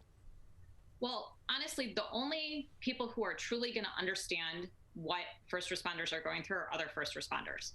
So what West Bloomfield has done is they have brought me in to consult and train the peer support team. So that's several police officers, dispatchers, whoever they have identified as people who would be appropriate peer support team members, who then other officers, other people at the department, dispatchers, whoever needs the assistance can go to those peer support team members to talk to them about whatever they need to talk about, because again, they're the only ones who know truly what anyone in the department is going through, because they're all going through it together.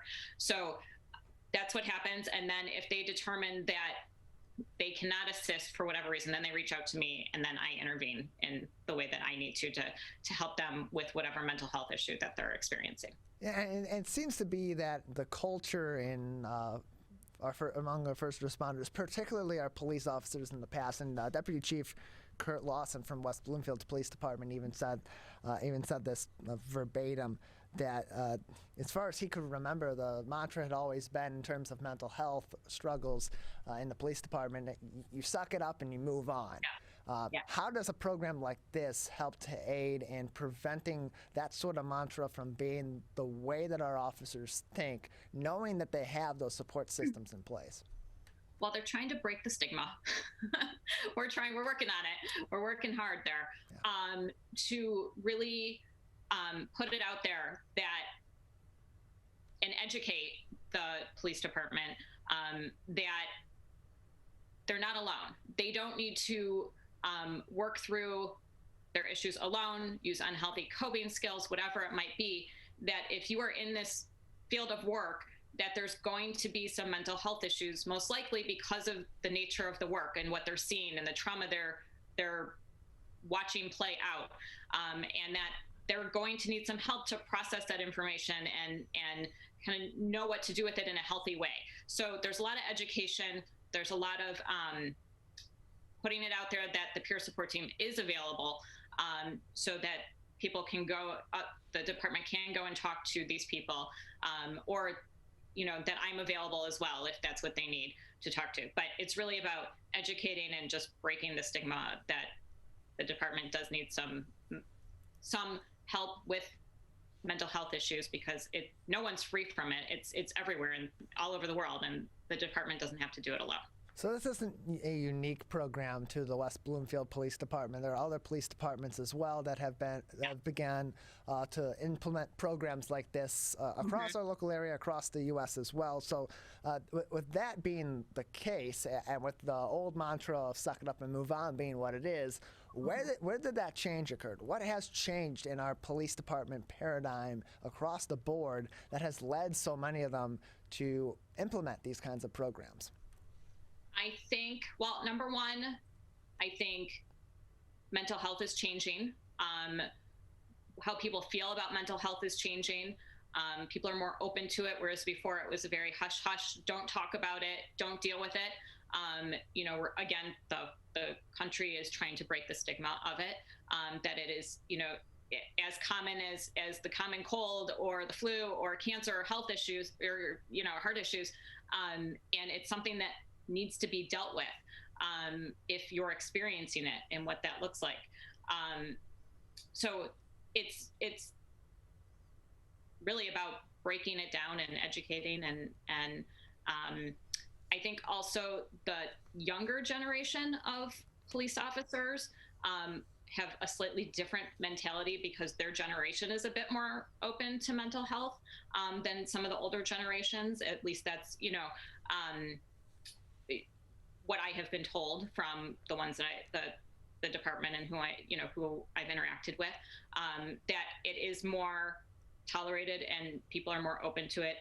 So the new generation of officers that are coming in and dispatchers and so on and so forth are more open to getting help and receiving help. We're joined by Dr. Melanie Schwartz from Viewpoint Psychology and Wellness, also the sponsor from Viewpoint Psychology and Wellness for the new West Bloomfield Police Department peer-to-peer support program and their mental health support efforts. And so how does this program work within the police department? Because on one hand, you want to be able to make sure that these officers and these other employees of the police department are able to get these services properly and be able to have their concerns or their issues addressed. But on the other side, you also don't want to have, as we work to break that stigma, to create a stigma within there around these individuals who may be seeking these services. So how do these programs work to help support these individuals, but also protect them as well? Well, it is completely confidential. So if a member of the department were to go to one of the peer support team members, it is 100% confidential. The only other person within the department that would know would be me if that's something that they needed to consult with me on. And confidentiality is key, and that everybody knows that it's confidential. Now, even though everyone's going through very similar experiences there, obviously they don't want to be the one person who where they think people know what's going on. So that is key, is making it very clear that everything that they say is very confidential.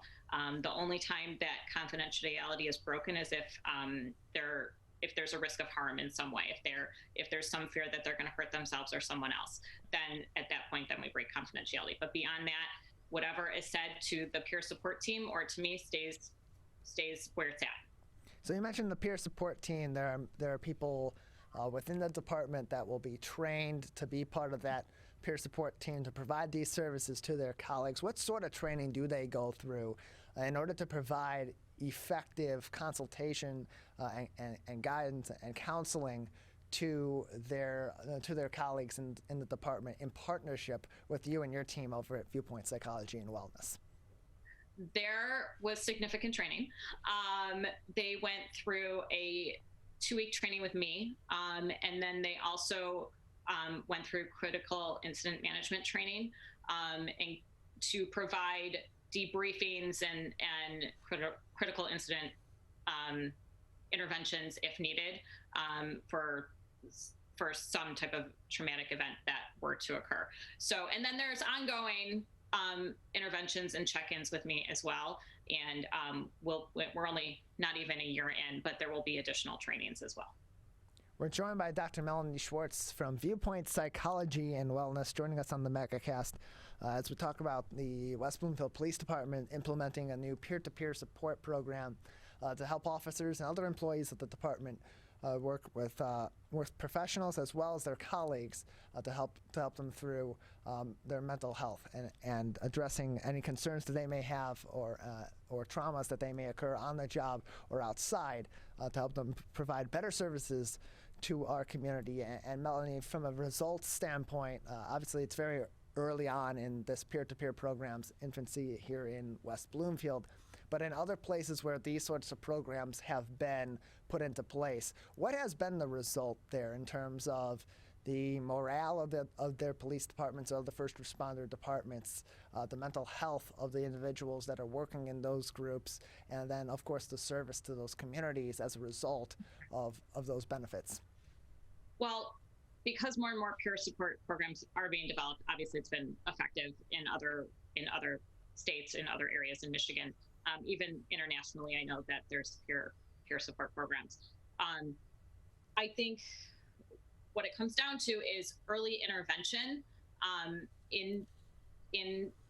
within the department is helpful, and educating them on what health, mental health, physical health looks like.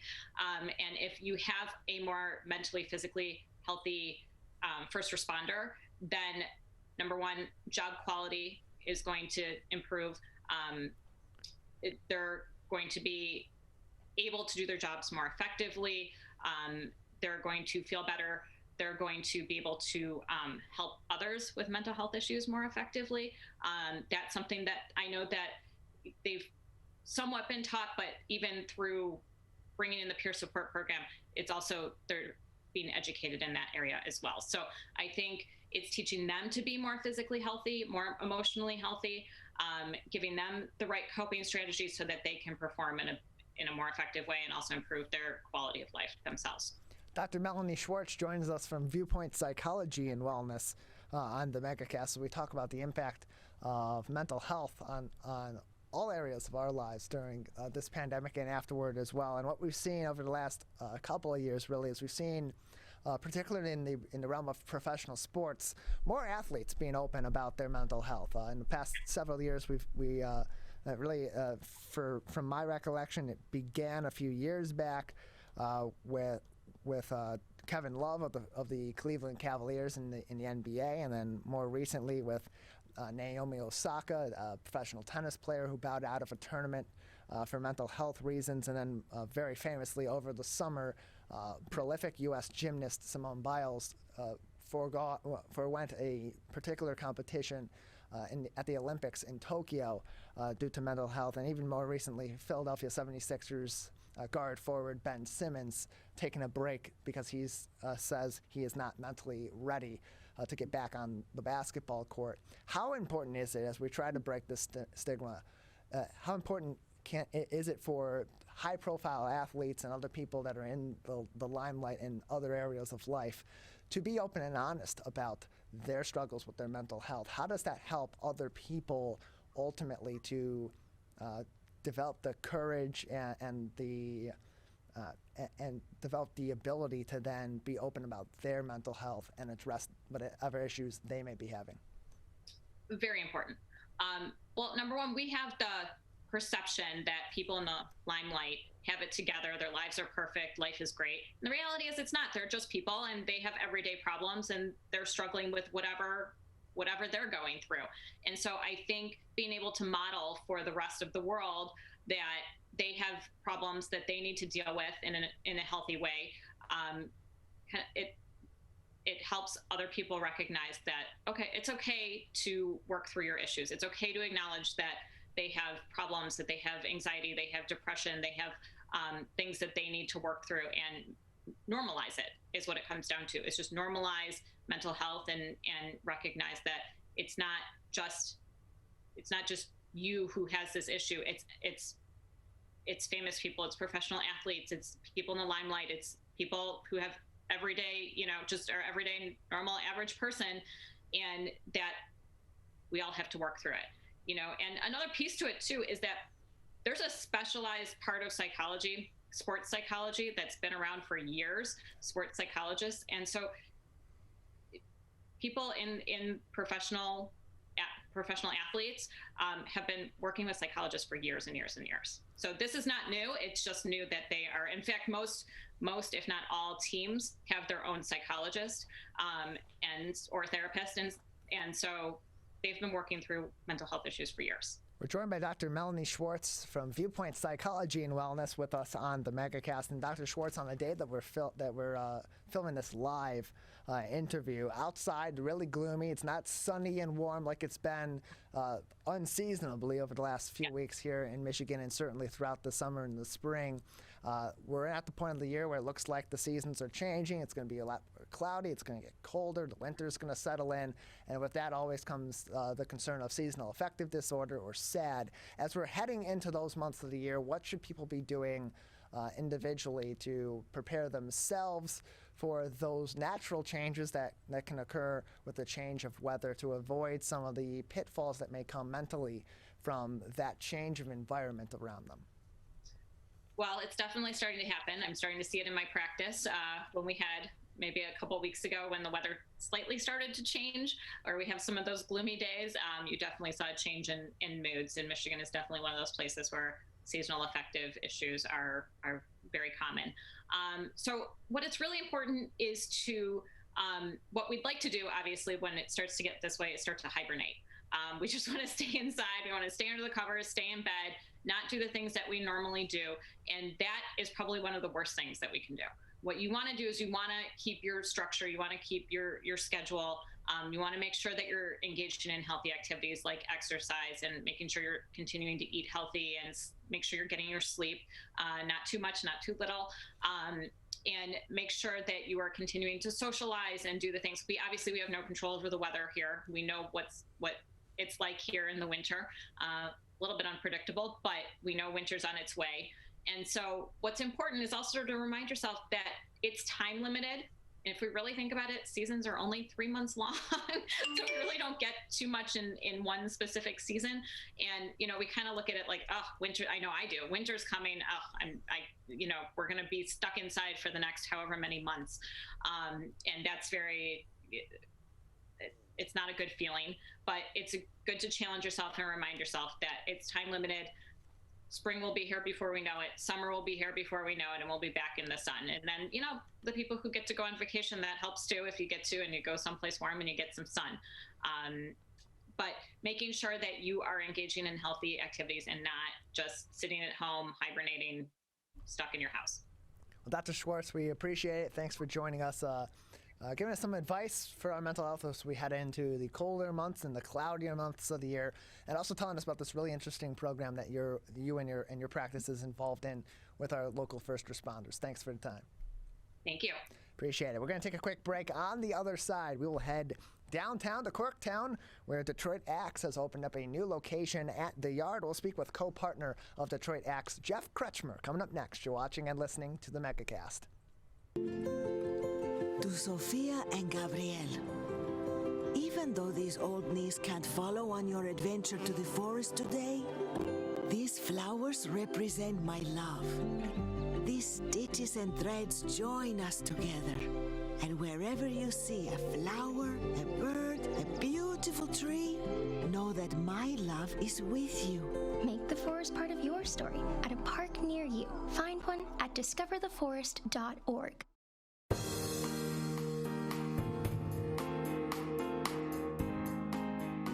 We're pleased to be joined right now by Jeff Kretschmer. He's the co-partner of Detroit Axe, joining us now on the Megacast. Jeff, thanks for being with us today.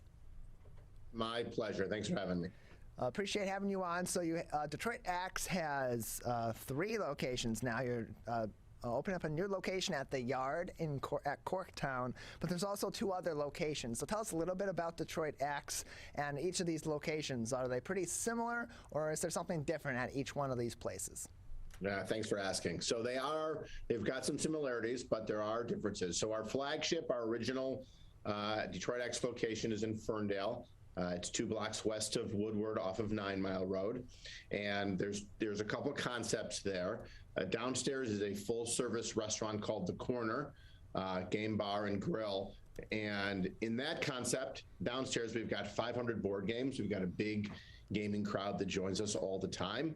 We've got karaoke, which is a big night last night. It was a kickoff of karaoke. And we've got a Quizzo show and another Bango show that comes in. And it's a full bar. Upstairs, we've got 12 axe throwing lanes. That is all axe throwing in a bar upstairs with a couple of video games. The Partridge Creek location is more of a traditional bar axe throwing space. We have a full bar, and we've got, again, 12 axe throwing lanes. It is located right across from Bar Louie at the Partridge Creek Mall. We're very proud of the design, and that place is taking off. And then the Yard at Corktown is got 2 major concepts. One is axe throwing, 12 axe lanes with, again, the 500 board games.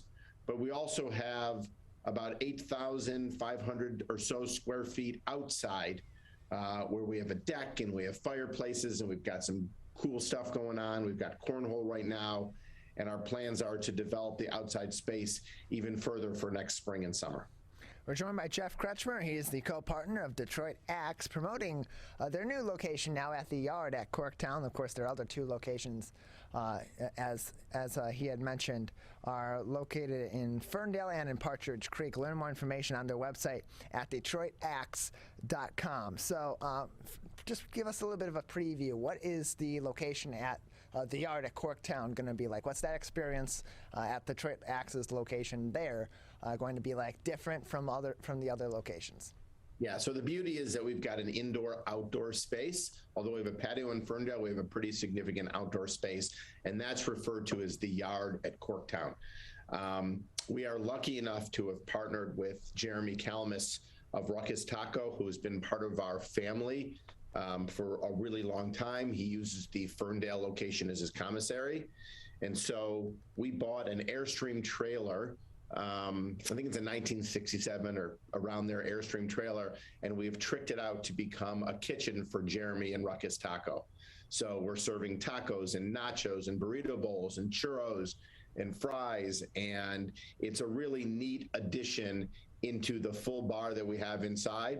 There's an indoor-outdoor bar, and I think that when, certainly during COVID, when outdoor space has become so critical, we're very proud of our design. My partner, Brian Siegel, has a beautiful eye for design, and he has spent countless months and years envisioning all 3 locations, and we're very proud of the way it turned out. Every detail is covered, and when you come into it, our favorite part, there's a lot of favorite parts, but one of our favorite parts is when you walk into our locations and you see phones come out immediately, because there are 20 or 25 Instagrammable ideas and concepts that pop out at you right when you walk into our facility.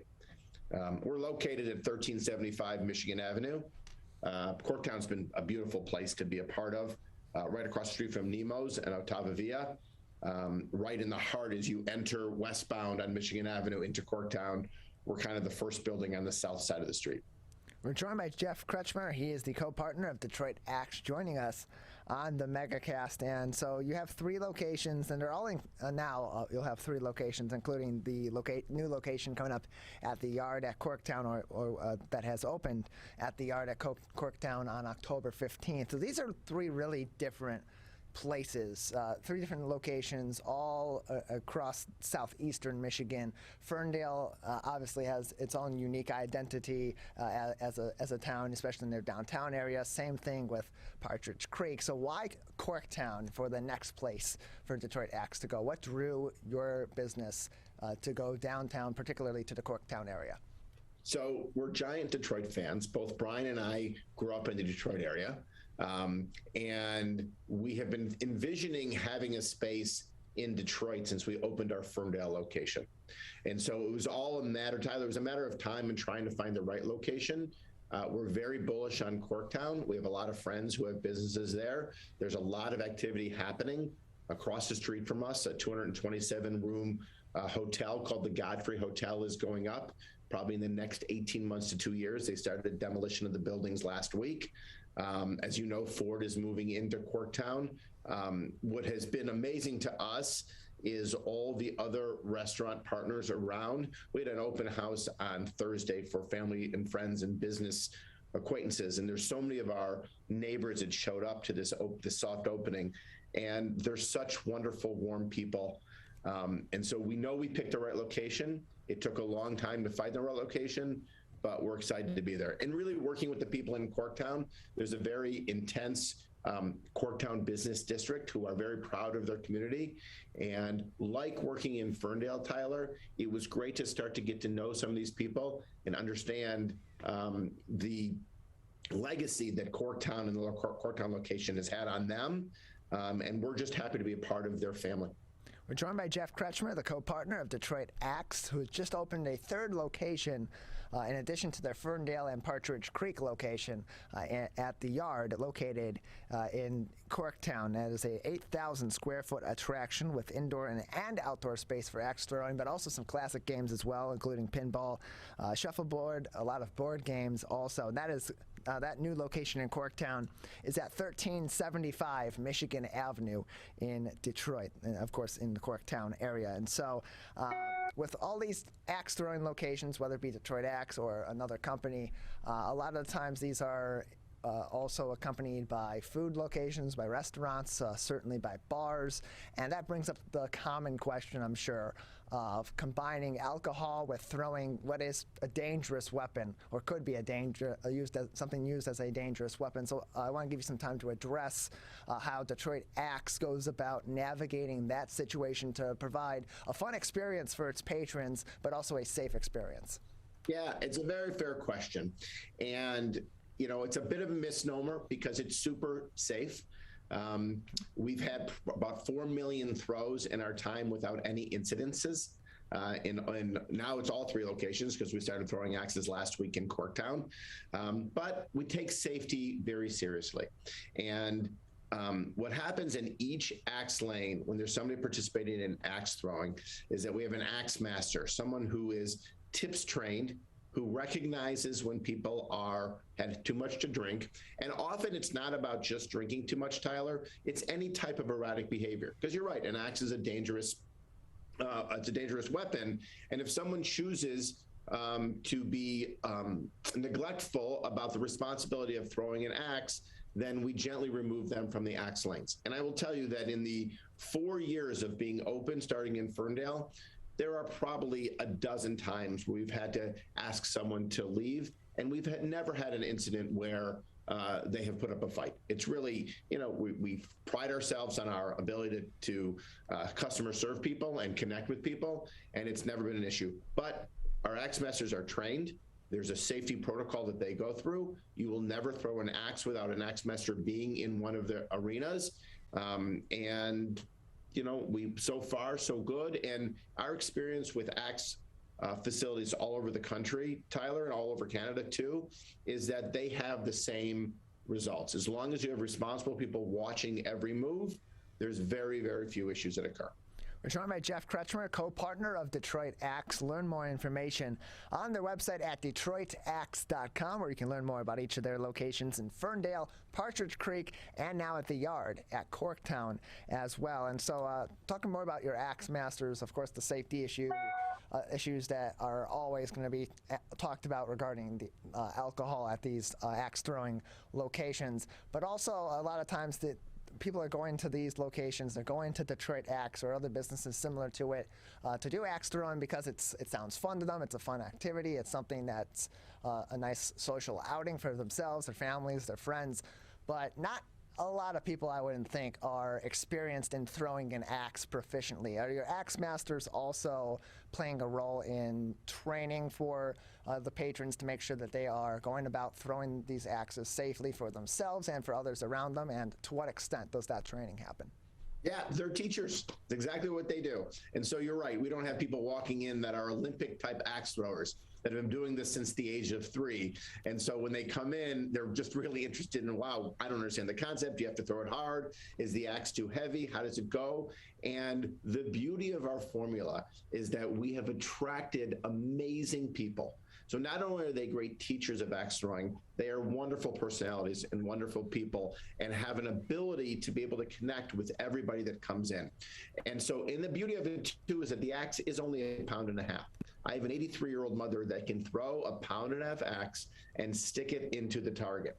And there are 14-year-old kids, because that's our age limit, that can do the same. So the activity is not challenging once you learn how to do it, but we are there to help you, to instruct you how to throw an axe, to teach you about safety, and then watch as you're throwing them if you're releasing it too quickly or too high, or you're throwing it too hard or too soft, and adjust accordingly. And I know that the vast majority of people have had a lot of success being able to stick the axe into the wood. And it's a very fulfilling feeling when the thunk and the axe goes into the target. We're joined by Jeff Kretschmer. He is a co-partner at Detroit Axe, promoting their new location, of course, at the Yard at Corktown, which opened on October 15th with a full bar and cuisine from Ruckus Taco as well. That location, 1375 Michigan Avenue in Detroit, Michigan. There are also 2 other locations in the metropolitan area in both Ferndale and in Partridge Creek. And Jeff, I'm looking at your website, and I also see that you have axe throwing leagues for people that take this on maybe as a recreational activity and find it's so fun they want to do axe throwing competitively. Maybe not at the Olympic level like you mentioned earlier. They haven't been doing this since they were 3 years old or earlier, but they want some competition as well. How can they get involved with these leagues, and what goes into some of these leagues, axe throwing leagues through Detroit Axe? Right, so this is one of the things that we're most proud of. We have leagues in both facilities, both Partridge Creek and Ferndale, and we will be starting leagues in Corktown. This is no different than a bowling league. And all of a sudden, you know, the first league starts and you got 9 people to participate, and now it blows up to 20 and 25 and 30, and it's competitive, and these groups have become very, very close friends. Just go on the Detroit Axe website at DetroitAxe.com. It'll take you to leagues, or email Ben. Ben Potter is our Director of Operations for the axe throwing division. He's a great young man. He knows all about axe throwing. He's a great leader. Ben at DetroitAxe.com. Same thing, you can email him and find out everything you want about leagues. But it's the same thing as bowling leagues. And it's really worked out great. You've got eventual champions, and we have people that have been in every league. I don't know how many leagues we've had in 4 years in Ferndale, but we have had people in the first season of the league, and they have continued to be in every single season we've had. So it's exciting stuff. So for people that want to join a league, they can, of course, go to your website at DetroitAxe.com and learn more. But you also have opportunities at each of your locations, or correct me if I'm wrong, if it's only at certain locations, for special events and group settings as well, to go in and have some axe throwing. It's a great team building experience, a great fun outing for a team or for an office or for a family, whatever it may be. How can people go about planning these special events, and to what capacity can these events be planned? Right, so I will tell you that we plan events, birthday parties, corporate events, regular work outings, surprise parties, bachelor and bachelorette parties at every single location. It happens all the time. Every day we field emails from that kind of stuff. Just email party@detroitaxe.com, PARTY @detroitaxe.com. And we have food options, we have drink options, we have gaming options. And at our location in Ferndale, the first year we probably did 150 corporate type parties. And it's a fun location. It's something different. We're very proud of the service that we provide. Both my partner and I are obsessed with pleasing our customers and our guests. And we're very proud of our food and our food partners. And so I feel like this is a really unique opportunity for, just like you said, Tyler, for some team-building opportunities, for some fun opportunities. It can be competitive and anybody can participate. Well, if you're 14 years old or older. Yeah, well, we appreciate it, Jeff. Before we let you go, anything else that would be interesting for our audience to keep an eye out for in the future with Detroit Axe or any other important information that they should know today about your business? Yeah, I think the biggest thing is don't be intimidated by axe throwing. It's fun, it's safe, and anybody can do it. And we'd love you to come down and join us at the Yard at all locations. But the Yard is a really neat, unique location. The outdoor space, like I said, about 8,500 square feet. The indoor space, about 7,000 square feet. And if you're looking for real Instagrammable moments and great experiential opportunities, these places are the place to go. Well, Jeff, appreciate it. Appreciate your time and telling us more about your new location for Detroit Axe down at the Yard at Corktown. Tyler, you're a good man. Thanks for having me on. Can I ask you a question? Why did you get your kids vaccinated? It was hard for them to social distance, to be isolated from their friends. I want them to get back to school and sports games. So as a pediatrician, I recommend the vaccine to everyone I know. The boys lost a former teammate and classmate who was only 20 years old. It's been a devastating year. We want to get back to normalcy. Our daughter is really looking forward to being with her friends, being a kid.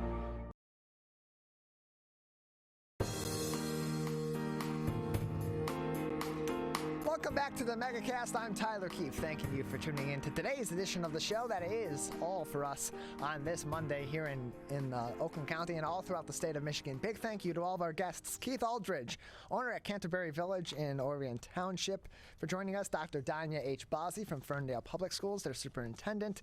Pamela Good and Lareea Jester from Beyond Basics. Dr. Melanie Schwartz from Viewpoint Psychology and Wellness, and Jeff Kretschmer from Detroit Axe. Big thank you as well to our crew, Calvin Brown, our studio producer and board operator, Jared Clark, our Zoom producer, as well as Larry Nyland, our booking producer, for getting us on the air and keeping us on the air each and every day. On Civic Center TV, coming up next, it's The Splash with Maddie Mushkin, and on My, it is Steve Lato Live. We will be back tomorrow morning live at 10 a.m.